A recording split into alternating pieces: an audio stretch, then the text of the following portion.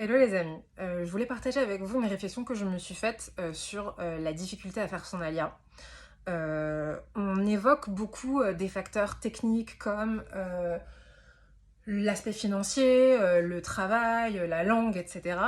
qui sont certes des difficultés très importantes, et je pense que la difficulté financière, c'est vraiment la difficulté majeure. Mais il y a un facteur duquel on ne parle pas beaucoup, et je pense que c'est un facteur crucial pour le coup, c'est le facteur de l'ego slash l'identité.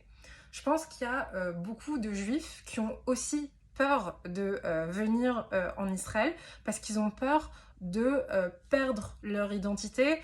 slash ils ont peur de ne plus savoir qui ils sont ici. Si on regarde par exemple des personnes qui ont bien réussi dans leur carrière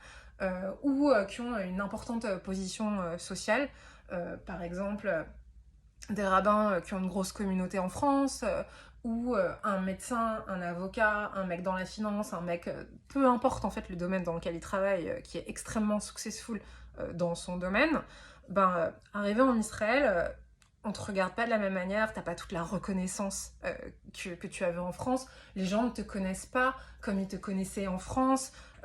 t'arrives dans un pays en plus où il n'y a pas de vouvoiement, donc on te dit tu direct et tu es au même niveau que tout le monde, alors qu'en France, t'avais peut-être un empire.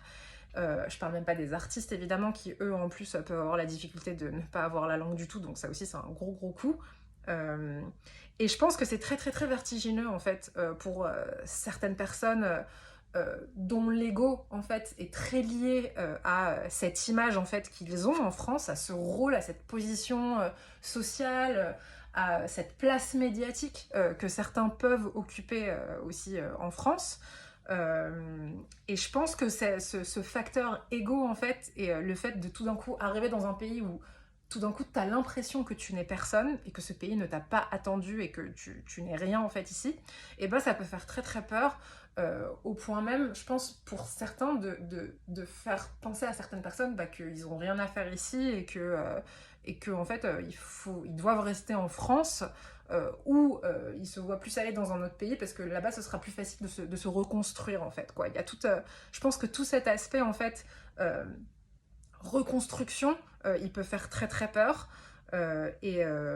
Alors évidemment, c'est pas toujours un truc qu'on dit. Enfin, j'imagine que c'est pas trop un truc dont on parle à la sornoute parce que je pense qu'on parle plutôt de détails qui sont très techniques, comme la reconversion, comme voilà tout l'aspect financier, les aides, etc. Mais je pense que c'est vraiment un aspect crucial. Et après, voilà, c'est quelque chose que chaque personne doit en fait se poser la question en fait entre elle et elle-même. C'est un peu une auto-thérapie qui implique justement de mettre son ego de côté et de faire preuve de beaucoup d'honnêteté pour voir si c'est vraiment un facteur qui joue ou pas. Et voilà, j'avais juste envie de partager avec vous cette réflexion.